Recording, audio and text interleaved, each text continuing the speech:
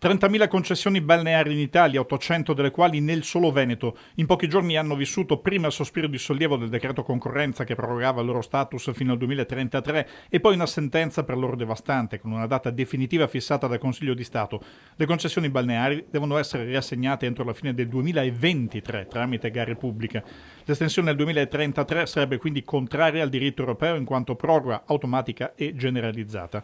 Secondo Palazzo Spada i titoli in essere non sarebbero più validi già oggi, ma per evitare l'impatto socio-economico della decadenza immediata di tutte le concessioni, senza tempi tecnici alle amministrazioni per predisporre le procedure di gare richieste, i 2 anni sono quantomeno necessari per ammortizzare il colpo. Dovremmo utilizzare questi 2 anni di periodo transitorio proprio per mettere in campo azioni concrete e per sfruttare quelle opportunità che ad esempio Regione Veneto ha nei confronti di altri territori, ovvero l'utilizzo della legge 33 del project financing e quindi la possibilità di coniugare gli investimenti che fanno parte della naturale propensione dell'imprenditoria balneare veneta con la certezza di un titolo che non tema l'incertezza normativa della Bolkestein. Credo che purtroppo siamo generalmente un paese dove siamo bravissimi a muoverci sulle esigenze e sulla necessità di farlo, molto meno sulla spinta evolutiva. Questo credo che ponendo una deadline così imminente a 2 anni ci imponga di muoverci in maniera massiccia e veloce.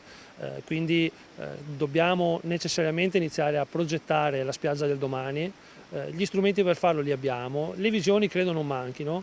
Oggi non abbiamo più quel tempo che ci ha sempre permesso di dire faremo, oggi bisogna fare. Anche i sindaci del litorale, coordinati a nord-est in un'assemblea, cercheranno di fornire il sostegno necessario. È un momento di estrema incertezza, continueremo il confronto con il governo, con le forze politiche e studieremo tecnicamente la situazione. Dobbiamo tutti insieme garantire il lavoro dei nostri imprenditori, dei nostri lavoratori e quindi alla preoccupazione seguirà un periodo di intenso lavoro. Questo è l'impegno che i sindaci si stanno prendendo.